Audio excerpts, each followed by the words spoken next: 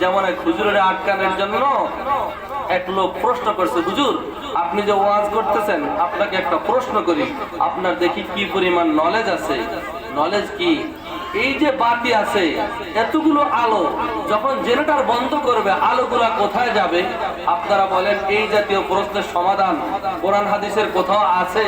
বাতি বন্ধ করলে আলোগুলা কোথায় যাবে? যে প্রশ্ন করছে সে একটা মগা, কি বলেন?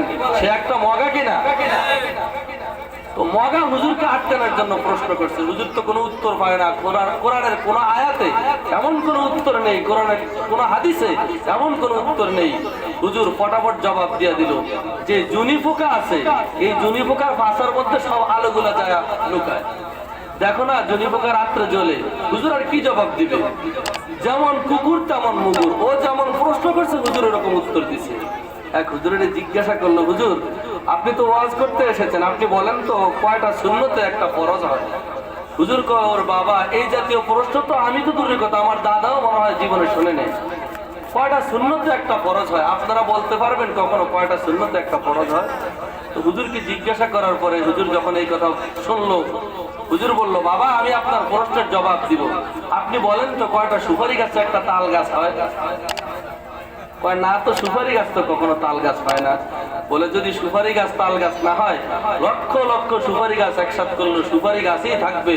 লক্ষ কোটি বকরি মিলে একটা গরু হওয়া সম্ভব না। লক্ষ কোটি গাছ মিলে এই একটা সুপারি গাছ মিলে একটা তাল গাছ হওয়া সম্ভব না। লক্ষ কোটি সুন্নত মিলেও একটা ফরজ হওয়া সম্ভব না। হুজুরকে একজনে প্রশ্ন করলেন, হুজুর আপনি যে ওয়াজ করলেন যেই ঘরে কুকুর বা জীবজন্তুর ছবি থাকে রহমতের ফেরেশতা আসে না, না আসলেই তো ভালো, আর জান কবজ হবে না। হুজুর তারে উত্তর দিলেন, তুমিই বলো জীবনে কোনো কুকুর মারা যাইতে দেখছো? লোকটা বলে দেখছি। বলে যদি কুকুরের কাছে ফেরেশতা না আসে, কুকুরের জান কবজ করলো কে বলো তো? ওই লোক নিস্তব্ধ হয়ে গেল।